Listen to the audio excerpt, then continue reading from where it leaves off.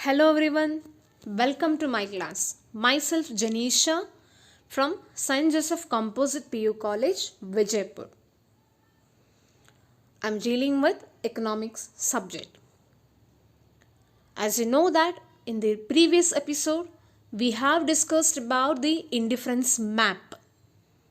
So indifference map, we observed there are a different indifference curves and also we observe that different level of satisfaction we can get from the indifference curve along with the role of marginal rate of substitution.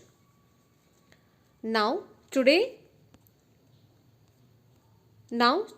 in this episode we are going to discuss about the properties of indifference curve or the features of indifference curve. Then what are the properties or the features of indifference curves? Let me discuss in detail. First property, higher indifference curves represents a higher level of satisfaction than a lower indifference curve. This we already know that we came to know about this when we discussed in the indifference map meaning, right? So higher indifference curves represents higher level of satisfaction than the lower indifference curve. That means what? That means higher indifference curve here in this diagram. Which is higher indifference curve? Dear students, you just observe here. Higher indifference curve is IC3. Right? So this IC3, so this will gives higher satisfaction. And which is lowest indifference curve? That is what? IC1. Here we can observe that this one IC1, right? So this IC1 is lower indifference curve, therefore we will get lower satisfaction level.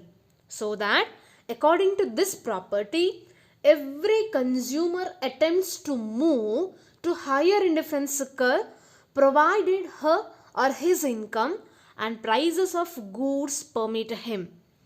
In this diagram we can observe that here IC3, IC2 and IC1. So this is IC3 is a higher indifference curve, so that higher level of satisfaction. IC2 is a higher indifference curve than the IC1, so that IC2 gives higher level of satisfaction than the IC1 but not IC3. And also IC1 is a lower indifference curve, that's why we will get lowest or the lower level of satisfaction. So this is what the first property or the feature of indifference curve. Okay, so once again revise what is property. First property, just you need to write like this: higher indifference curve gives higher level of satisfaction and the lower indifference curve gets the lower level of satisfaction. This is what first property. Next is second one. An indifference curve cannot be a vertical line or horizontal line. Dear students, you just remind the diagram of indifference curve, the structure of indifference curve, how it will be there. Yes, as you know that the indifference curve shape. So according to second property, an indifference curve cannot be a vertical or horizontal line. Yes, obviously. So our indifference curve, it is not a shape like this. Our indifference curve, it is not a shape like this. Yes, it is not a shape like vertical or it is not a shape like a horizontal. That means what? So our indifference curve, it is not like a vertical or horizontal line according to like this diagram. So we cannot say that our indifference curve, it is not like in this shape, right? So that if it were so, that means suppose if it is indifference curve will become like this horizontal as well as the vertical shape, means like this two diagrams, then what happen?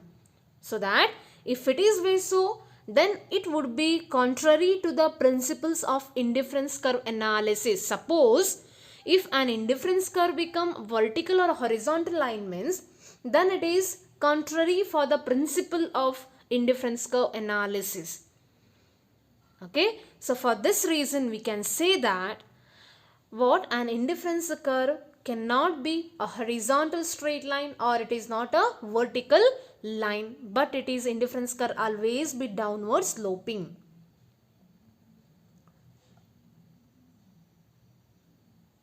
And also indifference curve must have different combinations giving the same level of satisfaction. Thus we can say that it is not a horizontal straight line. Next, third property, an indifference curve must always be convex to the origin, not concave to the origin. So this is another one what property here. So an indifference curve always be convex to the origin, not a concave to the origin. Because if it is concave means, you know that shape, you know the shape of concave. Suppose if an indifference curve become concave means what happen? That means if it is concave, then the rate of substitution will be increasing. Rate of substitution will be increasing, and this is unrealistic. We cannot apply in the reality. As the stock of commodity falls, our preferences for the remaining unit must increase. Thus, the marginal rate of substitution must always diminish. Such condition is satisfied only when indifference curve is convex to the origin, not a concave to the origin. Okay, so for this reason we can say that an indifference curve must always be convex to the origin, not a concave to the origin. Next property, an indifference curve cannot have a bulge as shown below. You just see here, this is not a shape of indifference curve. Yes, you just revise the shape of indifference curve. This is not a shape. So that indifference curve cannot have a bulge. That means if an indifference curve has a bulge, that means clearly we can say that marginal rate of substitution is not diminishing consistently. That means if MRS will not be diminishing, it is increasing means that cannot be applied in the indifference curve analysis. It means a consumer is behaving what erratically. So if a consumer behave like irrational or erratically means we cannot apply this theory. So that an indifference curve cannot have a bulge. And next property, the indifference curves are downward sloping from left to right. Dear students, this is what the original. So dear students, this is what the shape of indifference curve. That means an indifference curve always be downward sloping from left to right.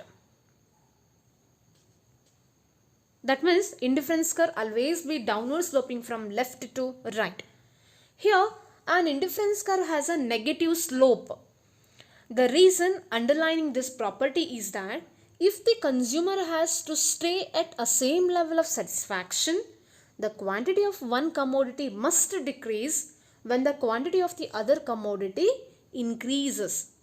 And it is clearly what observed we can in this diagram. So that is the reason we can say that indifference curve always downward sloping from left to right.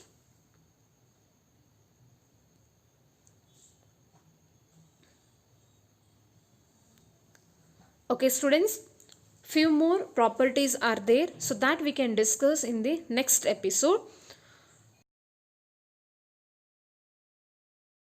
And also some exercise questions will be there regarding this indifference curve, and please solve those